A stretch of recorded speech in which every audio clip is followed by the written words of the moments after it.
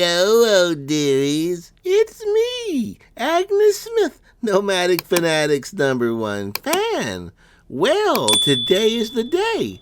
Today, my little Eric must attend his Zoom meeting with the La Paz County Court, and he has an interesting strategy to go in character as Nomadic Fanatic. Exciting! Let's watch!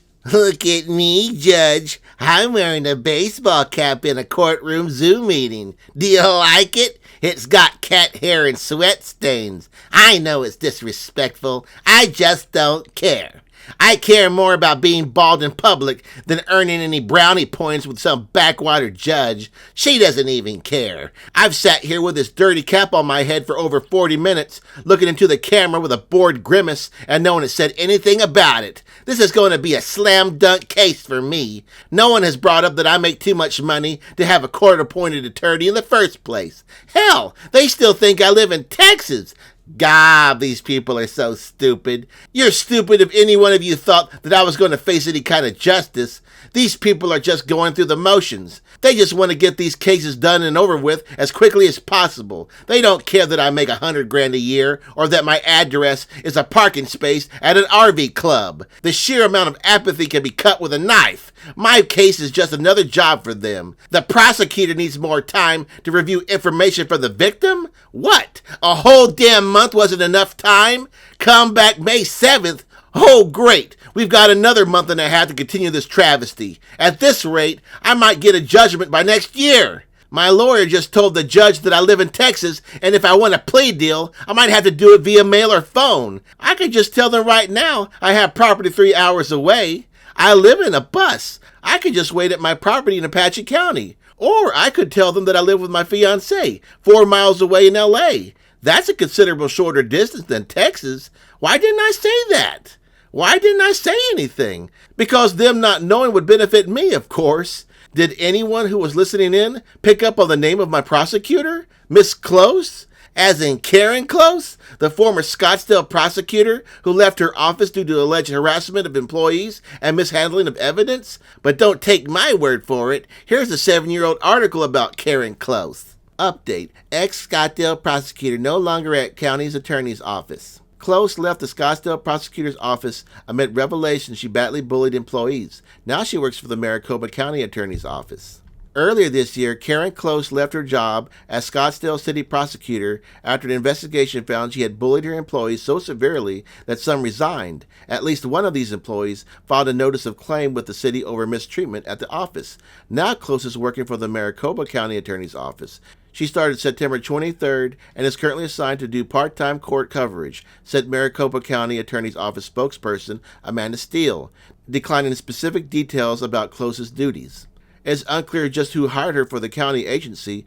The new county attorney, Alistair Adele, took office on October 3rd. The previous county attorney, Bill Montgomery, resigned to take a seat on the state Supreme Court on September 5th. So it's possible Close was hired by either Montgomery or Rachel Mitchell, who assumed the county attorney role for a few weeks in between Montgomery's resignation and Adele's appointment. Steele did not respond when asked who hired Close. She also did not respond when asked why the office chose to hire Close, given the allegations against her.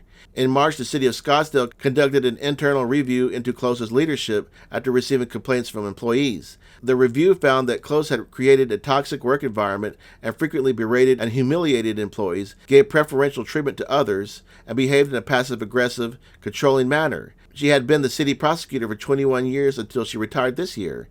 3 employees had told investigators that they left the city's prosecutor office because of Close. City Attorney Bruce Washburn met with Close to discuss the results of the review, at which point Close chose to retire. Employees say Close's retaliatory behavior often scared them out of reporting her to the Human Resources Department. On one occasion, Close loudly berated an employee at her desk in front of others, telling her, "You need to stop talking so much, you're driving everybody crazy." Staff at the city prosecutor office also accused Close of allowing favored employees to bully others and of lowering morale. Once, she allegedly refused to reprimand an employee who allegedly used city resources to insult another employee. Instead, she reprimanded the person who had been insulted. 12 employees told investigators that Close gave her favored employees preferential treatment, including making exceptions to the dress code for them and where they could park.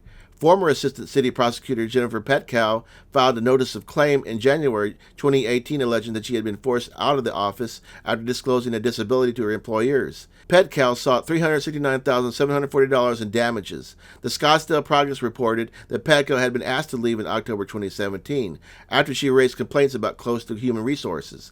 Petkow began working for the city in 2014 and received glowing performance reviews, but after she disclosed her disability to Close, Petkow says Close began treating her in an aggressive and confrontational manner. Close claimed Petkow was inserting herself into office matters that did not concern her, according to a report from the HR department obtained by the Scottsdale Progress. That led to a one-on-one meeting between Petkow and Close, in which Close angrily berated Petkow. Close did the same weeks later during another meeting and later threatened to fire Petkow if things didn't change, according to the notice of claim. Then Close changed Petkow's time code in September 2017, forcing Petkow to use vacation time when she had not intended to, Petkow claims. The Progress reported that the lead HR analyst confirmed Close had altered the time card. The following year, on August 29, 2018, the Scottsdale City Council approved an $80,000 payment to Petkow to settle her claims. Okay, maybe I should be a little worried. The prosecutor left 2 other jurisdictions to keep working. Is my goose cooked? Is this prosecutor collecting enough evidence to bury me when it finally comes to a plea deal? No! I'm going to change my name! Yeah! I'll take out all my money and start a new life! Get a tan and go by the name Enrique Sanchez! Yeah! And if I get deported, I'll live like a king in Mexico! Yes! This plan just keeps getting better and better. Then, when the Democrats are back in power, I'll just cross the border illegally and get a quick green card and finally get access to free health care. It's a win-win. You help me, and in turn, I'm helped. Bye, guys. Oh, my little Eric has no respect for the court. He has been disingenuous at least 2 times. First, he most certainly can afford a private attorney, and second, he failed to mention that while his official residence is in Texas, he hasn't been there in 4 months, or that he has property in Arizona and lives with his fiancée in California. Now, he blatantly wears a filthy baseball hat in a Zoom court appearance. Most judges find this attire disrespectful. Eric is always testing the waters, always seeing how far he can go. He thinks it's all a game, but this prosecutor may not be playing a game. I found a separate article that alleges that she withheld evidence that would clear 9 DUI defendants.